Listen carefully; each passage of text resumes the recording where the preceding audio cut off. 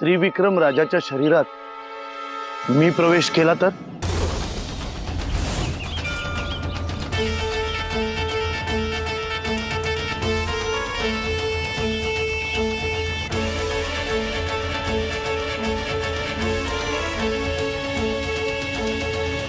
जर आपली आज्ञा असेल तर मी त्रिविक्रम राजाच्या शरीरात प्रवेश करू इच्छितो।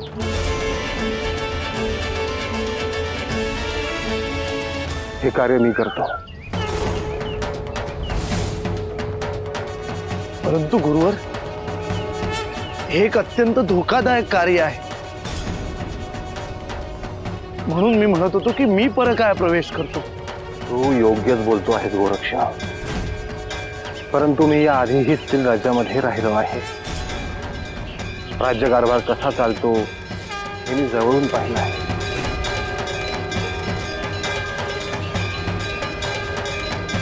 आणि सगळ्यात महत्त्वाचं म्हणजे मी कितीही उदात्त विचार ठेवून मैनावती सोबत राहिलो असलो तरी सामान्य लोकांच्या दृष्टीने मी एका स्त्री सोबत राहिलो आहे। एका अर्थी संन्यस्त आयुष्याला लागलेला तो एक डागच आहे गोरक्ष।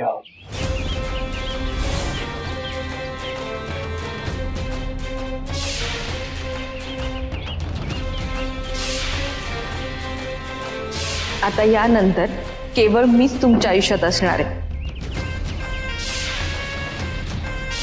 हा चेहरा सदैव हसतमुख राहावा आणि जेव्हा जेव्हा मला पाहायची इच्छा होईल तेव्हा तेव्हा तो मला पाहायला मिळावा।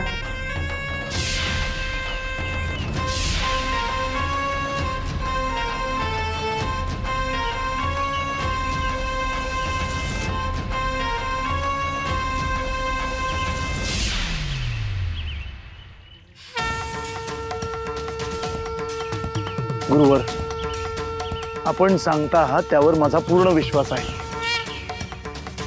आपण जे योग्य आहे तेच सांगणार।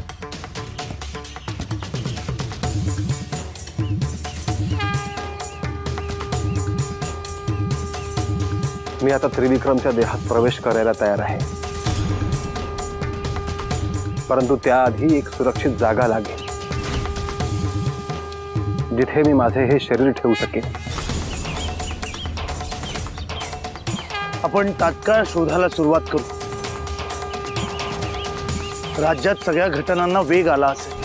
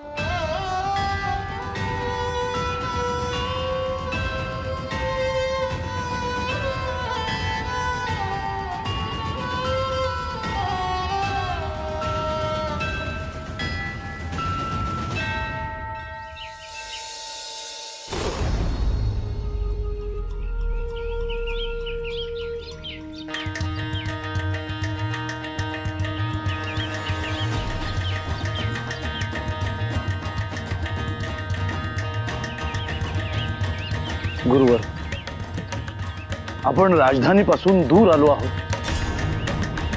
परंतु अजूनही अशी जागा सापडेना जिथे तुमचं शरीर सुरक्षित ठेवता येईल। गोरक्ष, एकदा का मी हे शरीर सोडलं की मी त्रिविक्रमच्या शरीरामध्ये प्रवेश करेन, परंतु ज्या अवस्थेत मी हा देह सोडणार आहे त्या स्थितीमध्ये तो राहायला हवा।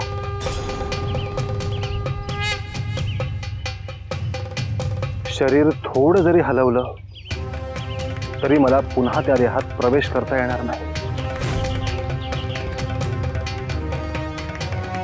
मला त्याची कल्पना आहे गुरुवर, परंतु मला वेगळीच काळजी वाटते आहे। कसली? तुम्ही हे शरीर सोडून परत येईपर्यंत ते कोणाच्याही दृष्टीस पडता कामा नये, नाहीतर सगळंच अवघड होईल. परंतु तू हे शरीर जिथे असेल तिथे त्याचं रक्षण करायला असशीलच ना? अर्थात दुसरा पर्यायच नाही गुरुवर. चल, आपल्याला तात्काळ जागा शोधली पाहिजे.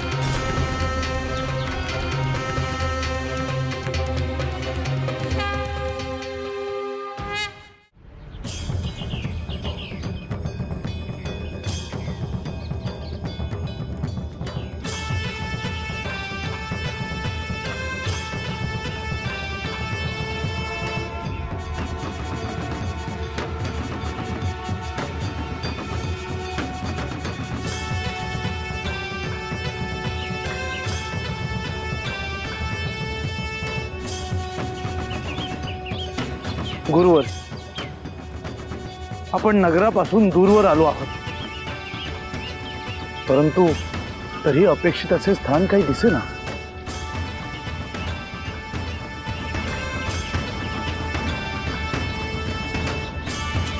शोधावं तर लागणार गोरक्ष. परंतु गुरुवर, अवधी कमी आहे. आपण पुढे पाहूयात.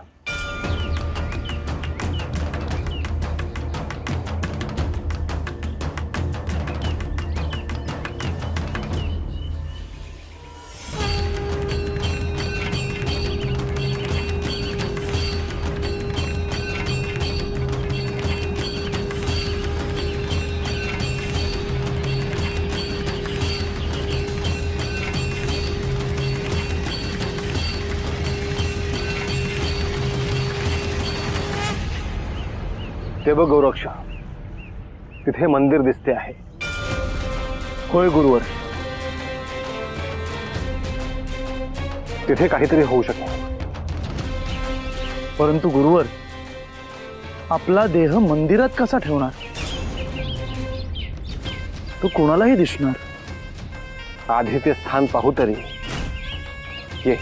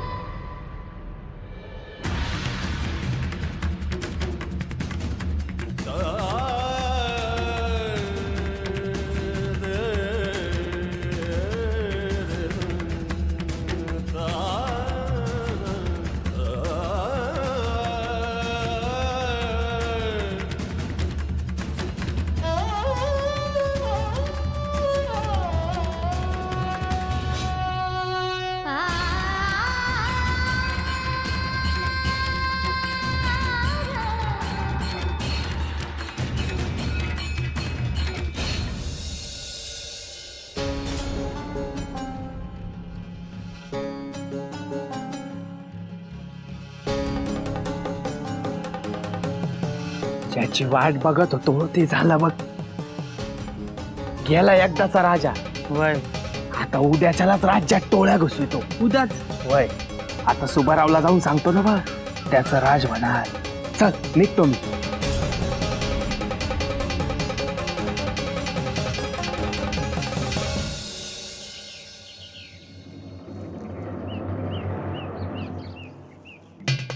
हे आहे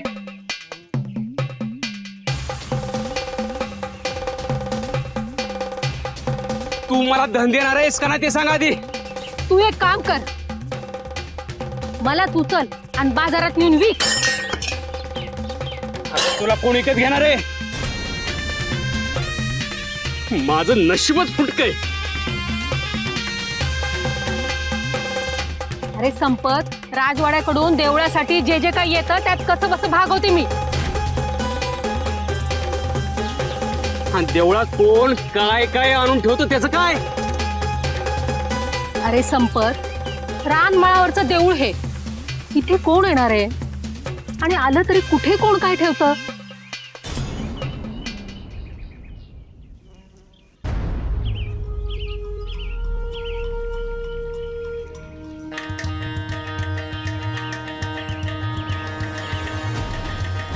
हो, कोण तुम्ही?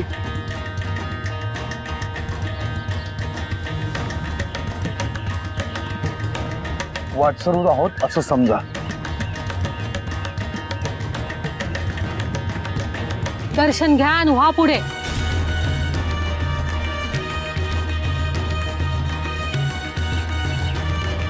आपण कोण?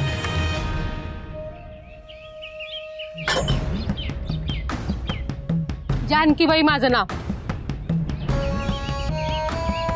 हा माझा मुलगा संपत. ह्या देवळाची पूजा मीच बघते. बर. गुरुवर, आपण ह्या मंदिरापाशी आलो हा निव्वळ योगायोग नव्हे.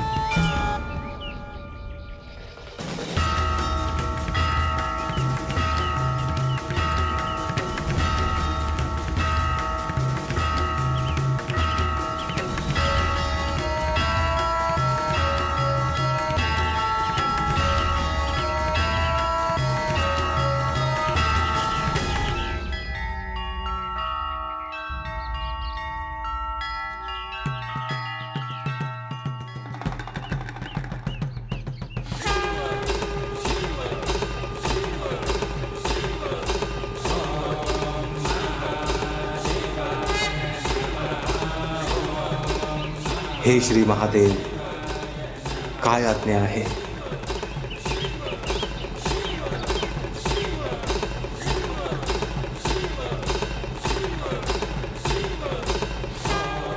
हे स्थान तुमच्यासाठी योग्य आहे.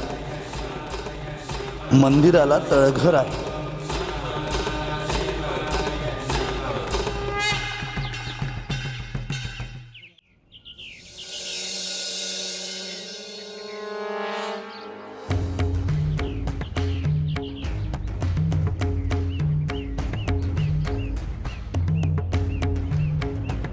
हो साधू बुवा,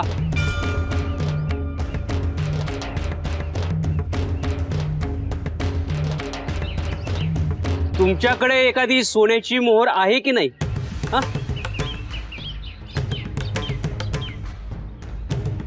नाही.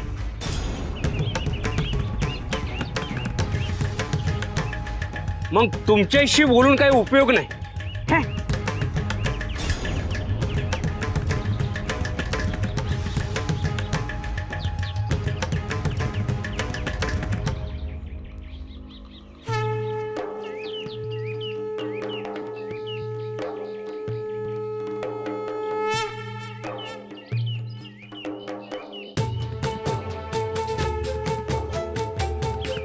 जानकीबाई,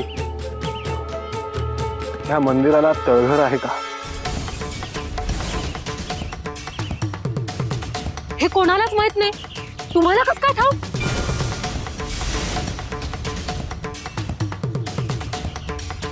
आम्हाला ते तळघर दाखवता? मी तुम्हाला का दाखवू हे तळघर? जानकीबाई, खूप महत्वाचं कारण आहे. आधी तळघर दाखवा. पण तुम्ही कोण, कुठले? मी का दाखवायचे तुम्हाला तळघर? हे बघा, तुम्हाला ठाऊक नाही. जानकीबाई, वेळ कमी आहे. तळघर लवकर दाखवा. बरं, या.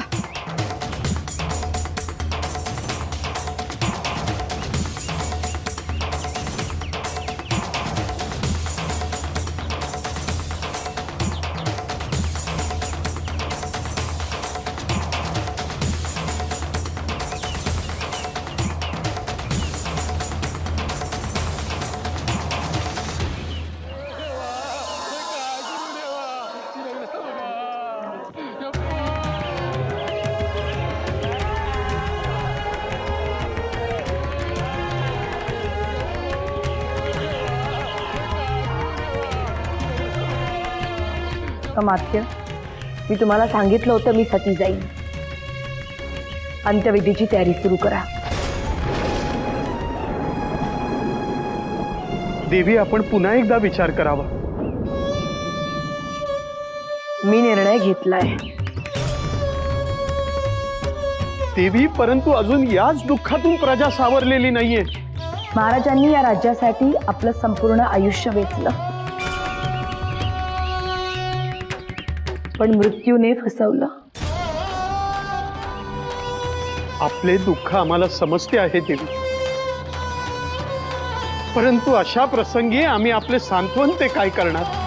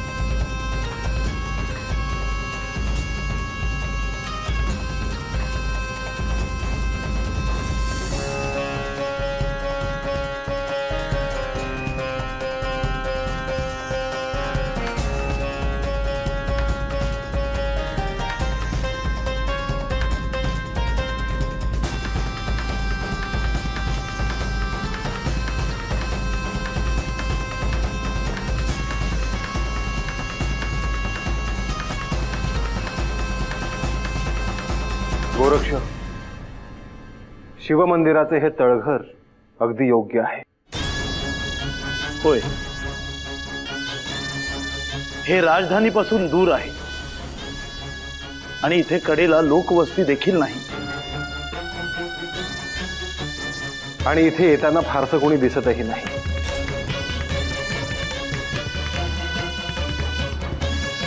जानकीबाई, ते कोणीच लोक येत नाही. मग तुमचं चालतं कसं? वाट सुरू असले तर थांबतात, दर्शन घेतात. दक्षिणा दिली तर ठीक, नाहीतर माझ्याकडूनच 4 वस्तू मागून घेतात.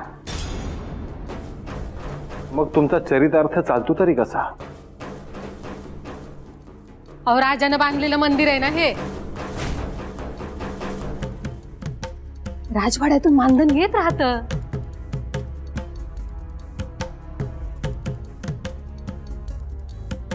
तुम्ही इथेच राहता? होय. आणि सोबत कोण असतं तुमच्या? अहो, तो मुलगा होता ना आता, तोच असतो. पण 30 मावाला तरी येत नाही हो कधी कधी.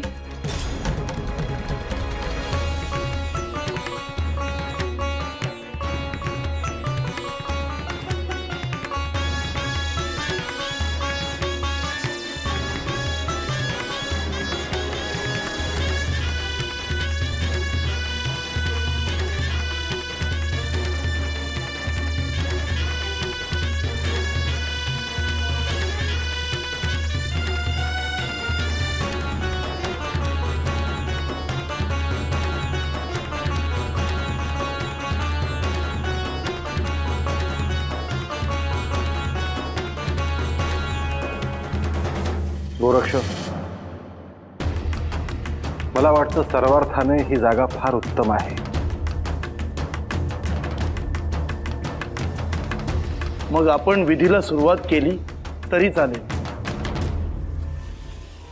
अहो, पण तुम्ही काय करणार इथे समजेल का मला?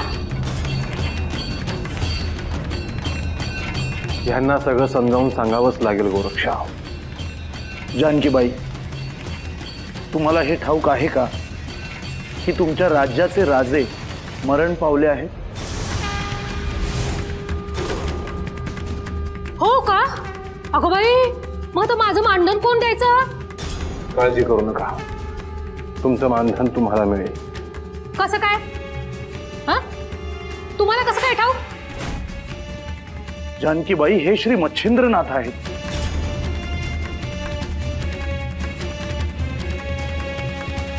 ऐका, जर मी तुम्हाला काही सांगितलं तर ते तुम्ही गुप्त ठेवाल? आधी सांगा, मग ठरवणार.